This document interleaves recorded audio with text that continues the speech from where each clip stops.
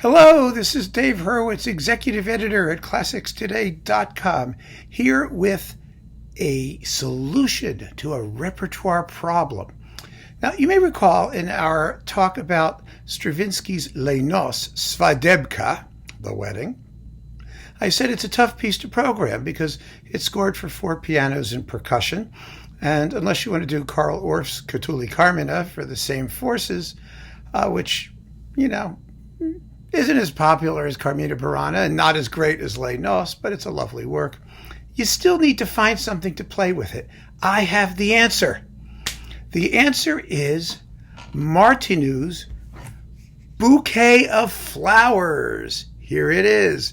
Now, what is the Bouquet of Flowers? It's a very good question, and I am here to provide the answer.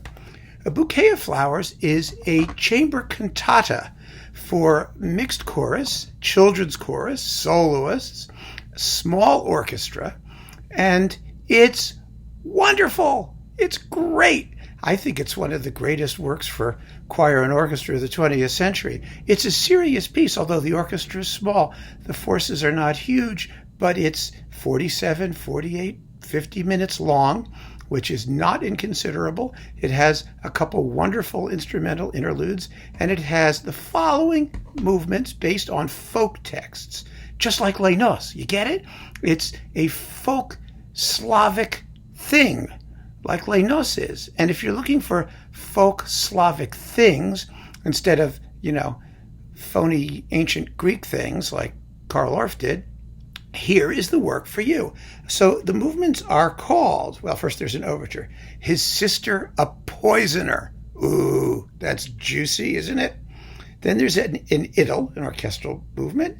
And then the Little Girl Cowherds, which is, very peasanty. You always have goats and cattle when you have peasants running around. Then there's an intrada, and something called His Kind Sweetheart, and then a carol, and the Man and Death. Ooh, Man and Death. Get it? And that points the philosophical moral at the heart of all of this peasant poetry when they're not talking about goats and cattle. Now, the piece is vintage, fabulous Martinu. The only reason it doesn't get performed, in my view, is because it's in Czech, which is a problem, even more of a problem than Les Noces being in Russian, and nobody knows it. It's really that simple. It's been recorded a few times. You'd be amazed. There are 3 recordings on Supraphon, one of which, Libor Pešek's, I don't know if it was on CD or not, but I haven't seen it. The other 2 were readily available for a long time, and nobody paid attention. Or, well, let's put it this way, one is recent, so nobody's paying attention, and the other one, nobody paid attention. But you'd think they would because it was made by Karel Ančerl. It's also in the Ančerl edition. This is the earlier one in the Czech Phil edition, but it was a mono recording. That could have been a problem. It's a very good mono recording. It's a little cloudy. It's a mono recording. You know what I mean? It has a little dullness on top and whatnot, but it's a magnificent performance, as you might expect. Ančerl was a master at this kind of stuff. He did great Martinu, and he gives an absolutely stunning performance of the Bouquet of Flowers. However, there is a new release, a brand new release, and it's every bit as good as Ančerl's. Don't be an Ančerl sentimentalist. You really do want to hear the thing. I mean, you want Ančerl's version because it's Ančerl. Okay, you can be a sentimentalist. But you want a modern recording in top-notch sound. And here it is, also on Supraphon, conducted by Tomáš Netopil. And it's absolutely first rate. The performance is so close to perfection as to make no difference. And it's extremely similar to Ančerl. I mean, it's like within 30 seconds, timing-wise. It's absolutely wonderful. And this is coupled, by the way. Ančerl's gives you, more Martinu one way or another, usually. But this one gives you Jan Novak's Philharmonic Dances. This is a phenomenal piece. He was a student of Martinu, and he sounds like Martinu, only more so. And it's quite marvelous. You should hear it. It's a splendidly charming, exciting, vibrant piece of music. Now, I reviewed this disc at ClassicsToday.com, and if you're an insider, then I strongly recommend that you go check out that review. And there are sound clips that you can listen to as well.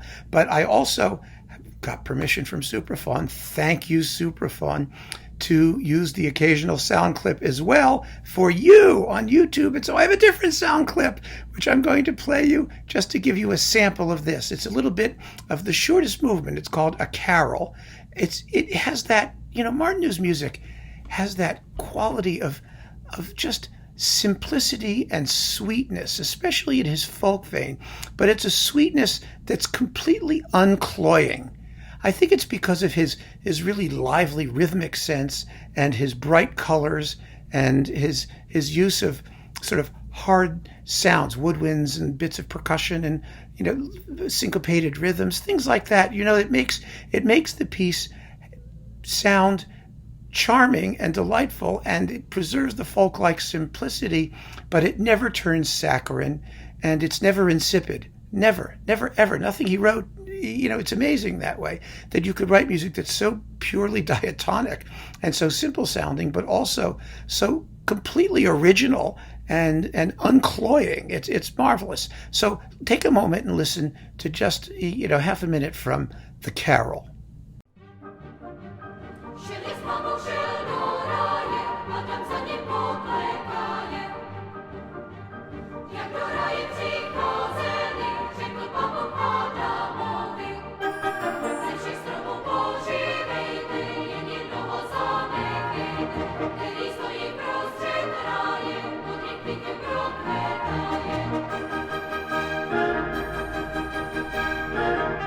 Delightful, isn't it? Isn't it just wonderful? Don't you think that in a concert setting that would be enormously popular? I'm telling you, if you're a choral director, if you're looking for something interesting to do, put Les Noces on the first half of the program and Martinu's The Bouquet of Flowers on the second half of the program, and you will have a fabulous evening of Slavic choral music. Absolutely first rate.